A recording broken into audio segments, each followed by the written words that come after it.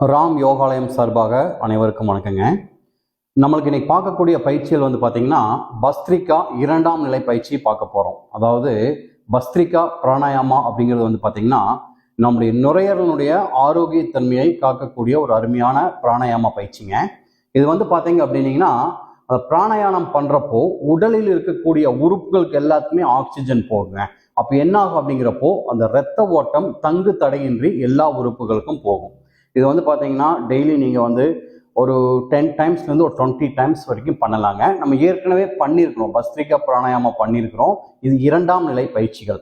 அதாவது ஒவ்வொரு மூமெண்ட்லையும் ஒவ்வொரு அசைவுகளையும் இந்த பிராணாயாம பயிற்சி நம்ம பண்ண போகிறோம். இப்போ பாருங்க, நேராக நிமிர்ந்து உட்காந்துட்டு உங்களுடைய கைகள் இருக்கு இல்லைங்களா, இந்த 5 விரல் இங்கே பாருங்க, இங்கே வச்சு இப்படி இருக்கக்கூடாதுங்க, பின்பக்கம் நல்லா இருக்கும். எதுக்காக பண்ணுறோம் அப்படின்னா நுரையீரல் நல்ல விரியும் தன்மையை கொடுக்கும். இந்த கை இப்படி வைக்கிறப்போ இங்கே பாருங்க, நிமிர்ந்து உட்காந்துட்டு நல்லா மூச்சு இழுத்து விடணுங்க. ஒரு 5 டைம்ஸ் நான் பண்ணி காமிக்கிறேன்.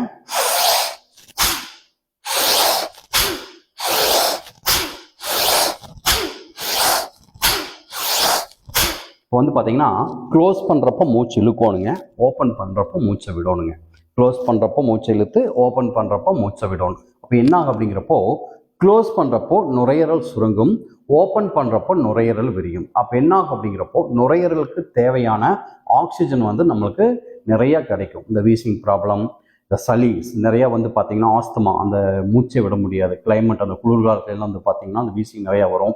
இது நீங்கள் ரெகுலராக பண்ணிகிட்டே இருந்தீங்க அப்படின்னீங்கன்னா கண்டிப்பாக இது கட்டுப்படுத்தப்படும், குணப்படுத்தப்படுங்க. இது ரெகுலராக பண்ணுங்க. இதயம் சம்மந்தப்பட்ட பிரச்சனைகள், அதே மாதிரி ப்ரெஷர் இருக்கிறவங்கள ஒரு யோகா மாஸ்டரை துணை கொண்டு நீங்கள் பண்ணுறது நல்லதுன்னு நினைக்கிறேன். மீண்டும் சந்திப்போம். நன்றி, வணக்கம்.